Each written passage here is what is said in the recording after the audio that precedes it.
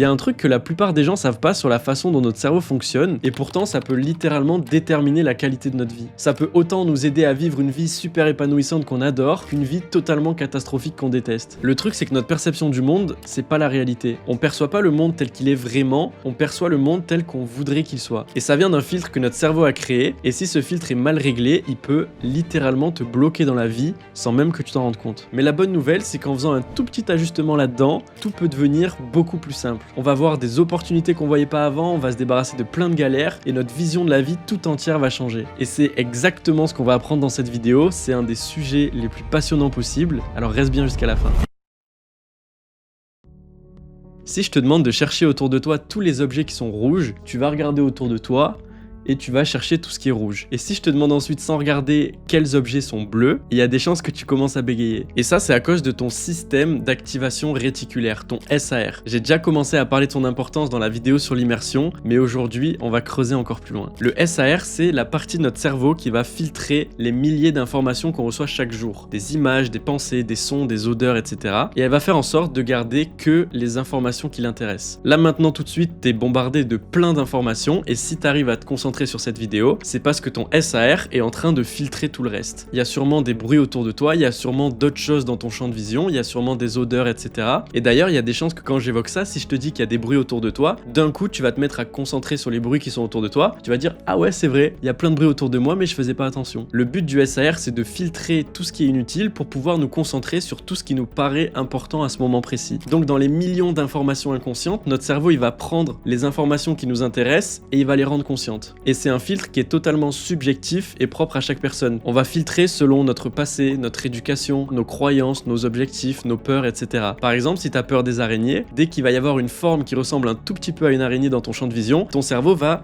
direct se concentrer dessus. Alors qu'une autre personne qui en a absolument rien à faire, il va même pas le remarquer. L'exemple le plus connu pour parler du SAR, c'est quand tu vas acheter une nouvelle voiture d'une certaine marque, tu vas te mettre à voir cette voiture absolument partout dans la rue et tu vas croire que tout le monde l'a. Pareil, si tu achètes une nouvelle montre, tu vas te mettre à regarder les montres de tout le monde. Tout ça, c'était déjà là, c'est juste qu'avant, c'était pas assez important pour nous pour qu'on puisse se concentrer dessus. Et maintenant qu'on a bien compris ça, on va voir pourquoi est-ce que ça a un impact aussi important dans notre vie. Notre cerveau filtre toutes les choses sur lesquelles on se concentre, un peu comme si on avait des lunettes magiques qui nous permettent de voir que ce qu'on avait envie de voir. Donc on ne fait pas l'expérience de la vie elle-même, on fait l'expérience de la vie sur laquelle on se concentre. Notre monde intérieur définit complètement notre monde extérieur. On ne voit pas la vie de manière factuelle, on voit la vie selon notre propre perception.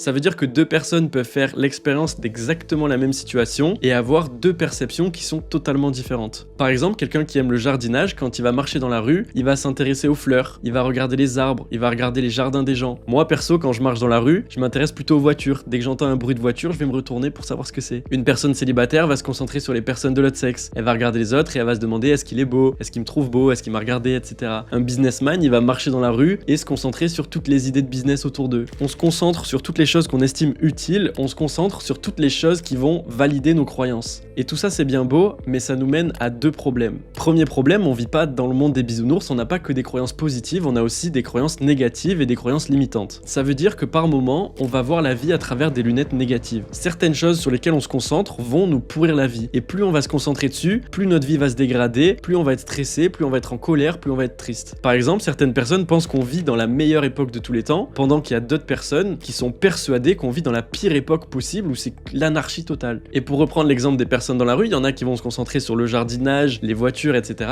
Mais il y en a aussi qui vont se concentrer sur des choses beaucoup plus négatives. Parfois, on va marcher en se répétant que les gens sont tous débiles, que les gens sont tous moches, que la ville est pourrie, que ça pue, que c'est une vraie poubelle, que les hommes sont tous des salauds, que les femmes sont toutes des machins, etc. Et donc ce SAR, c'est autant un super pouvoir qu'une super malédiction. Parce qu'il va littéralement définir le monde dans lequel on vit. Si on vit à travers un état d'esprit positif, optimiste et reconnaissant, on va filtrer la vie à travers cet état d'esprit. Par exemple, si on marche dans la rue et qu'on voit un SDF, on va être triste pour sa situation et on va avoir envie de l'aider. Alors qu'au contraire, on peut aussi filtrer la vie à travers un état d'esprit beaucoup plus négatif, pessimiste, anxieux, plein de haine. Par exemple, il y a une autre personne qui peut voir ce même SDF et se dire « Non mais il a qu'à aller travailler au lieu de mendier ». Et donc le problème quand on est dans un état d'esprit négatif, c'est que le SAR va se mettre à filtrer et on va voir plus que les choses qui sont négatives. Si on va à une soirée et qu'on dit « Putain, je suis fatigué, ça va être vraiment chiant », ben notre SAR va se concentrer sur sur toutes les choses qui valident cette croyance et qui rendent cette soirée bel et bien super chiante. Pareil, si on avance dans la vie avec la croyance que on n'a jamais de chance, que la vie est injuste, que on vit dans un pays de merde, que les gens sont tous méchants, que les gens sont tous débiles, etc. Encore une fois, on va filtrer la vie à travers ces croyances et on va voir plus que ça dans notre vie. Et c'est vraiment une catastrophe d'après moi parce que ça va mener à un deuxième problème.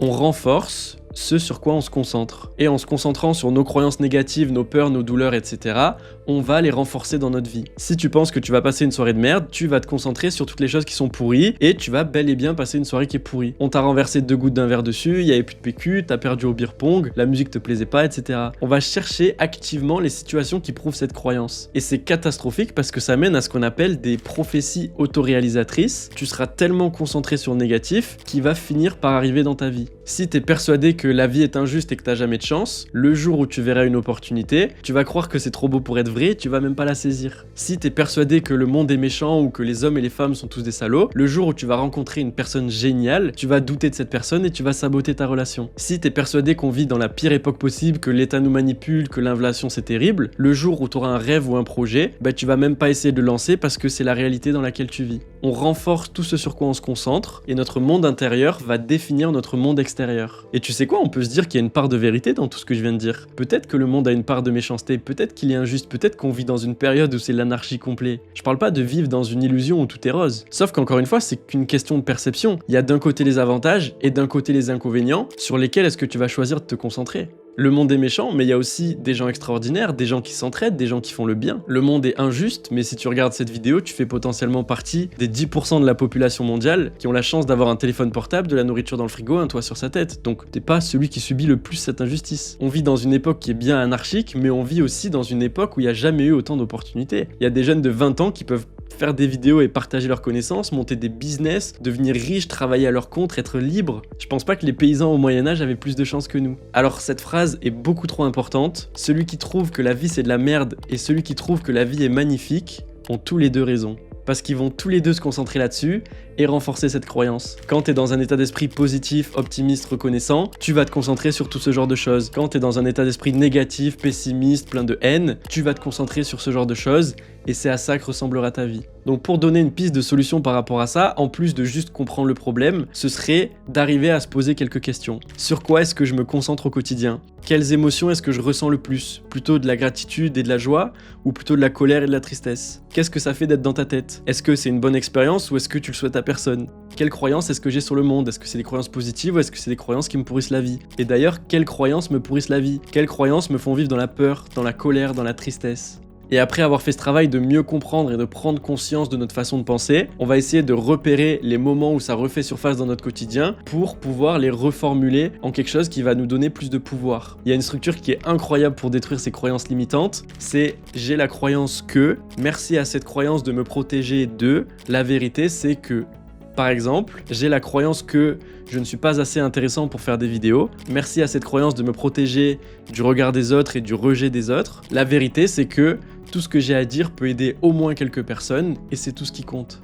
Au début, c'est pas très naturel, mais à force de pratiquer, ça va devenir beaucoup trop puissant parce que dès que tu vas avoir une pensée négative, une croyance limitante ou quoi, tu vas la reformuler en quelque chose qui te donne du pouvoir, quelque chose qui t'aide à te construire plutôt qu'à te détruire. Et le sujet des croyances est beaucoup trop important et beaucoup trop passionnant, donc j'en reparlerai clairement plus en détail dans une autre vidéo aussi. Mais j'aimerais quand même finir cette vidéo en répondant à une dernière objection que t'as peut-être dans la tête en ce moment. Peut-être que t'es en train de te dire, ok, c'est bien beau tout ça, mais moi je suis pas comme toi, moi j'ai un passé douloureux, moi il m'est vraiment arrivé des trucs injustes, j'ai des traumas, il y a des gens qui m'ont fait du mal, il y a des gens qui m'ont trahi, je suis dans une situation super compliquée. Et je vais devoir dire quelque chose qui est super inconfortable, mais une fois que tout ça est dit, ok, et ensuite ?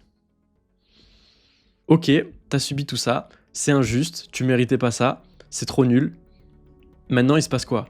Avant, j'étais super skinny et je me disais que j'avais pas de chance, que c'était super injuste, que je serais jamais musclé, que les gens ils pouvaient pas me comprendre et que ma situation c'était vraiment de la merde. Sauf qu'en réfléchissant comme ça, on est en train de défendre notre propre agresseur.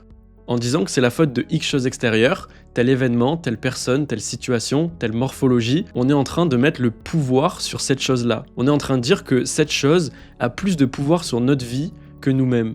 C'est peut-être pas de notre faute, mais ça reste notre problème. c'est nous qui souffrons de cette situation. C'est nous qui sommes en train de voir la vie à travers des putains de lunettes négatives, pendant que je suis sûr qu'il y a des personnes qui le méritent 10 fois moins que toi et qui sont en train de voir la vie en étant heureux, en étant joyeux, en étant reconnaissants pour tout ce qu'ils ont. Bref, avec ce petit switch dans ton cerveau, tu peux littéralement réaliser l'impossible parce que ta perception de la vie tout entière va se transformer. La vie sera plus un fardeau, la vie sera une bénédiction. J'espère que cette vidéo t'a aidé, j'espère que cette vidéo a pu t'ouvrir à une nouvelle vision des choses. N'hésite pas à t'abonner si c'est le cas, ça soutient la chaîne et ça me permet de vous proposer du contenu intéressant, qui a de la valeur et qui est de plus en plus qualitatif. Il y a un e-book gratuit pour surmonter l'échec et exploser tes objectifs dans la description. Et une fois que tout ça est fait, tu peux aller voir cette vidéo-là pour continuer de développer un mindset de gros goat. Let's go, je crois en toi.